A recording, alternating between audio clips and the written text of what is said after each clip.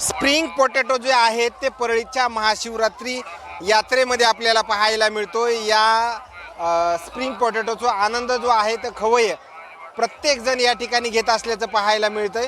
मात्र हे परळीतलेच व्यवसाय आहेत, किती वर्षापासून हे व्यवसाय करतात, एक वेगळी त्यांच्यासोबत चर्चा करण्याचा प्रयत्न करूयात। आता पहिला नेटवरती आपण स्प्रिंग पोटॅटो पाहत होतो, मात्र हे परळीमध्ये कधीपासून या विक्रीला सुरुवात झाली, या व्यवसायाला सुरुवात झाली, आपण जाणून घेण्याचा प्रयत्न करूयात। किती वर्षापासून हे व्यवसाय करतात तुम्ही? 3 वर्ष झाले। 3 वर्ष झाले हा व्यवसाय करतो। यात्रेमध्ये लावतो आणि आपली स्पेशल लाडाची दाबेली आहे गार्डनच्या समोर। हा व्यवसाय खरं तर परळीमध्ये करतायत, कशी संकल्पना सुचली की आपण हा व्यवसाय करावा म्हणून? नवीन बिझनेस आहे, युवा पिढीला आवडणारे स्प्रिंग पोटॅटो, त्यामुळे आपण चालू केलेले। महाशिवरात्री यात्रेमध्ये याला प्रतिसाद कसा आहे खवय्यांचा? चांगले प्रतिसाद खूप चांगला भेटला आणि खूप कस्टमर असे आवर्जून डबल टिबल खात आहेत। त्यामुळे आम्हाला बी थोडं समाधान आहे की महाशिवरात्रीमध्ये रेग्युलर बटाटो जे आहेत ते कुणी खात नाहीये, मात्र स्प्रिंग पोटॅटो जे आहेत ते नक्की प्रत्येक जण टेस्ट करण्याचा प्रयत्न करतो। तशीच आम्ही क्वालिटी क्वांटिटी एक नंबर देत होतं, त्यामुळं याला चव येते। एकदा खाल्ले की माणूस डबल खातो।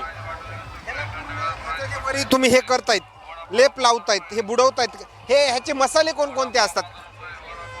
मसाले याच्यामध्ये कॉर्नफ्लावर वगैरे सगळे काही मसाले असले, स्पाइसेस वगैरे असतं।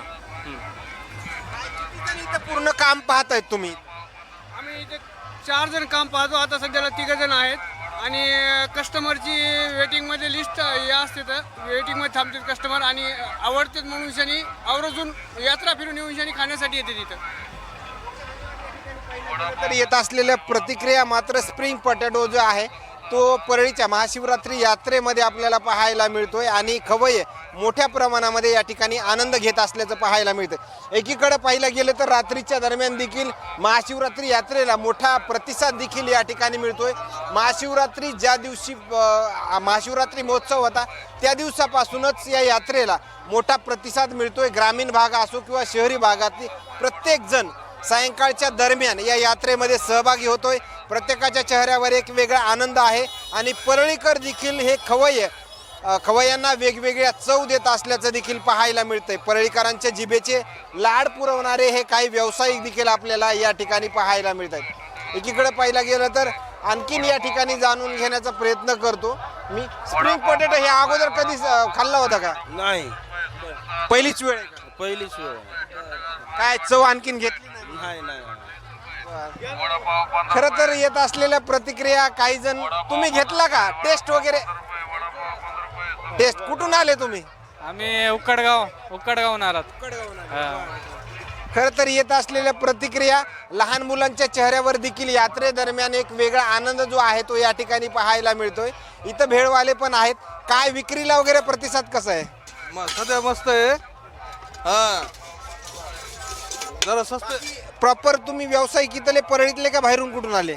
आम्ही गार्डन मध्ये असतो ना आपला गाडा, जिजामाता गार्डन मध्ये, तिथून बाकी प्रतिसाद जेमतेम आहे का? थोडं मागच्या वर्षीपेक्षा जास्त आहे का? नाही, जरा कमी आहे, जरा यंदा हा कमी आहे। तुम्ही काय तुमची एक फेमस काय आहे तुमची या ठिकाणी? आमचे म्हणजे हेच भेळ, जेवढे आयटम तेवढे फेमस आहेत आमचे। हा, भेळ, कचोरी, समोसे, वडापाव असं। परळीकर जास्तीत जास्त आनंद कशाचा घेत आहेत?